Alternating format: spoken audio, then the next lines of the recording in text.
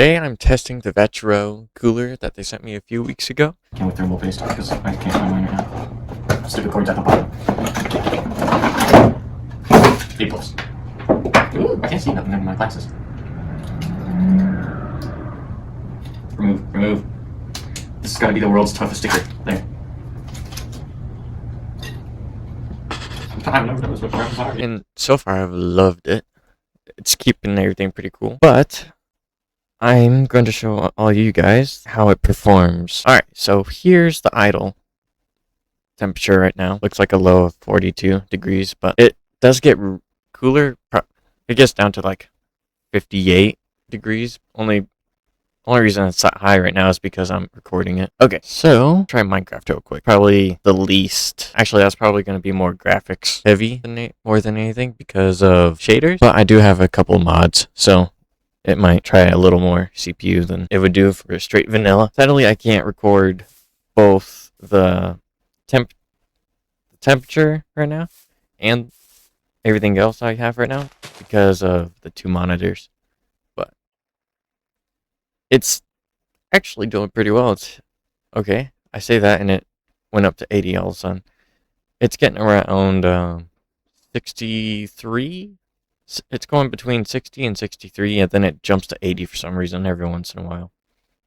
Try to load a new chunk real quick. Yeah, there we go. So every time it loads a new chunk, which I forgot how much a chunk was, it was like 64 by 64 blocks or something. I don't know. So just from going from here to from over there, it went about 75. So not terrible, but not great, I guess.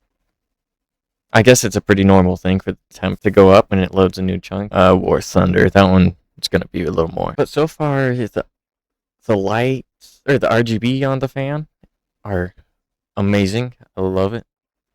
And it is really, really quiet compared to my last cooler, I think. So just in the main menu, it's about 60. It's just to wing the screen around. Yeah, that does nothing. Let me get into a test flight real quick. I didn't mean to do an aircraft carrier here, but whatever. Alright.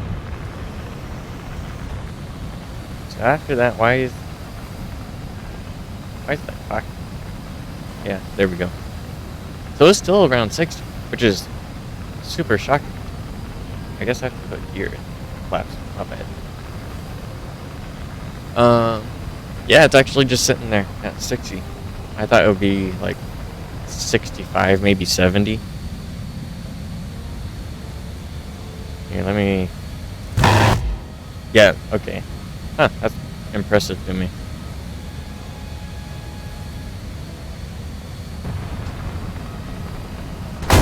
Oh, okay. I didn't know I ran into that. Okay, temperatures are finally going up to about 64. Now that we're by some tanks and stuff. Okay, suddenly bombs don't want to drop for some reason, but whatever. It bumped up to about 65, and that was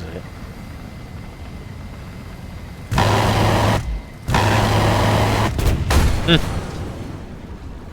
So temperatures are actually better in War Thunder than Minecraft, which is interesting. Alright, next we'll try BeamNG. This one's intense in both CPU and GPU stuff, so... Alright. So, just sitting here, actually not exploring everything, it's sitting around 62 to 65. When I did that stuff, it went up to 68. Let's just go all the way up, hit those trees. We'll see if it spikes up at all.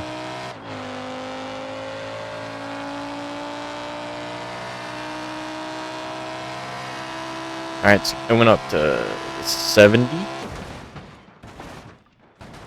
Yeah, huh. I mean, I realized that most of everything I just tested is for graphics cards, but I don't know, I gotta try it still. Never know.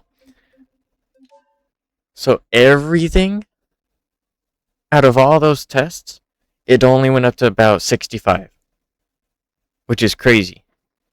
I thought it would be way warmer. Feeling the exhaust fans on the case right now, I can feel the warm air. so it's got good airflow on it, which is good. I bumped my microphone a few times, so it probably made noise. So overall, I love the looks.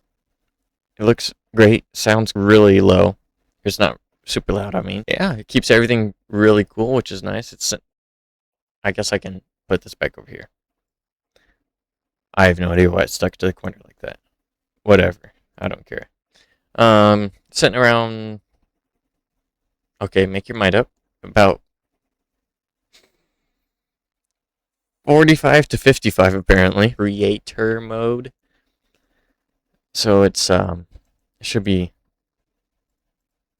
already optimized for that. Now I would test everything for it in like, or I'd do an extra test in like VR, but that's more of a graphics card thing, not a CPU thing. So we won't be doing that. And the cable management, well, I mean, my cable management sucks since I've kind of took everything apart a few times, and I just cared less about it the past few times. But otherwise, the cables fit really nice. The mess I have in the back of the case right now, for its size, since it's like 2 times bigger than the original cooler I have, and it still fits really nice in there. Overall, it performs really good for the processor I have, which will be in the description. And real quick, I guess I'll go look up how much it is. Alright, go find their coolers. So, on sale right now, $30 for what? All the testing I did just a few minutes ago.